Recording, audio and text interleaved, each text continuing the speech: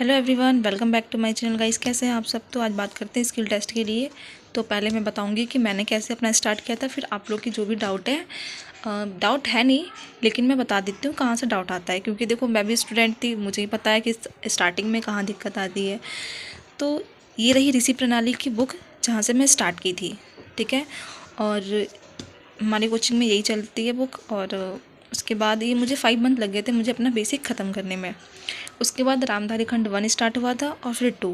और टाइपिंग मेरी मंगल से होती है। और देखो मैं आपको एक बात पहले बता दूं कि अगर कोई कहता है कि नहीं मंगल से टाइपिंग नहीं होती है फिर कुछ भी, देखो तो मुझे इसके बारे में नहीं पता है, क्योंकि ये मेरा फर्स्ट अटैम्प्ट है स्टेनो का। ये मेरा फर्स्ट अटैम्प्ट है स्टेनो का। और जो शॉर्ट हैंड का जो सिलेबस है स्टेनो का, तो उसमें भी मंगल ही लिखा हुआ है। और मेरी कोचिंग में भी मैम मंगल से ही करवाती है, तो मैं उन्हें ही फॉलो करती हूँ। और बाकी आप लोग कहाँ से करते हो, आप लोग का टाइपिंग क्या है, तो वो मैं नहीं जानती। पर ये रही मेरी बुक।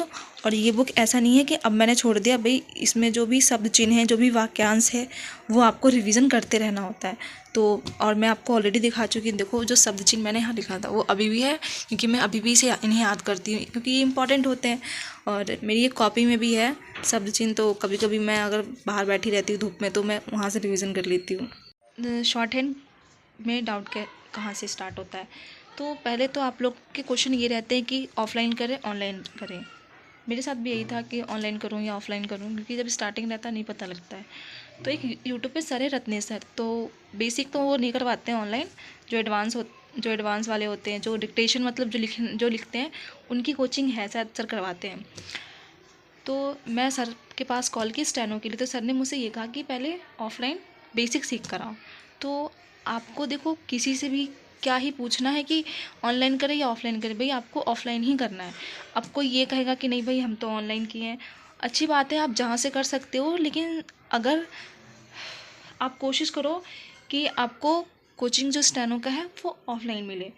और भाई देखो मेरे घर के पास जो कोई भी स्टेनो वाले बच्चे तो है नहीं, कोचिंग भी इतना दूर है, मुझे कोचिंग जाने में कम से कम 1 घंटा लगता है।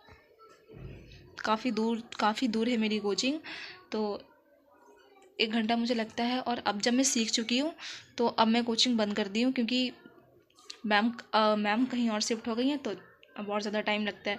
पर ये है कि मैम अब हमें ऑनलाइन करवाती हैं और वीक में 2 दिन में कोचिंग जाती हूँ। और जो भी मिस्टेक है, जो भी डाउट वगैरह होता है, वो मैम हमारा क्लियर कर देती है। ऑफलाइन ऑनलाइन में देखो फ़र्क ये हो जाता है कि अगर आप गलती करते हो, कहीं मिस्टेक करते हो, तो आपको आपकी कॉपी चेक होती है। हमारी तो देखो ऐसा था कि मैम हमारी कॉपी चेक करती थी, अगर हमें डिक्टेशन भी लिखवाती है तो वो हमारे पीछे खड़ी रहती थी। हमें वो देखती थी कि हम पेंसिल कैसे पकड़ रखे हैं, हम मतलब कैसे पकड़ा है हम लोगों ने, और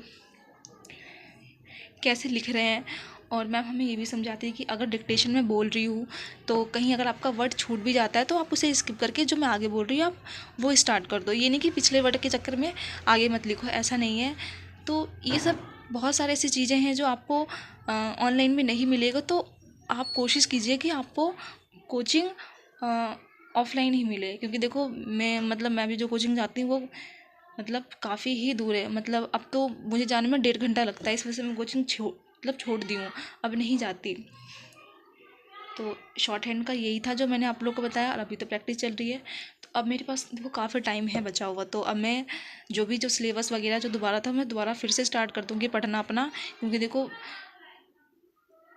पढ़ाई मतलब बिल्कुल नहीं मतलब छोड़ना, जब तक जॉब हाथ में ना मिले तब तक तो भाई पढ़ते ही रहो तो ज़्यादा सही है। क्योंकि आजकल कट ऑफ इतनी ज़्यादा जा रही है ना, सीजीएल का जो हाल है उसके बाद तो पता नहीं क्या होगा। मैं तो यही सोच रही हूँ।